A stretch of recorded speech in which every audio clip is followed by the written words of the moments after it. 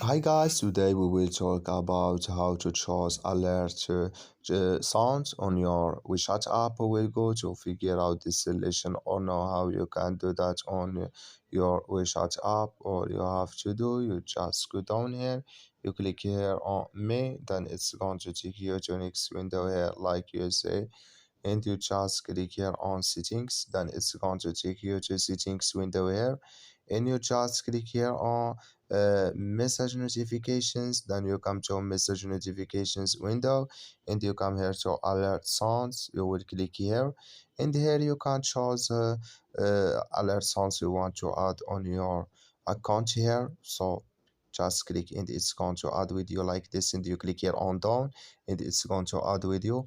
So I wish know you I get it. Thank you for your watching. Don't forget to support us by like and subscribe.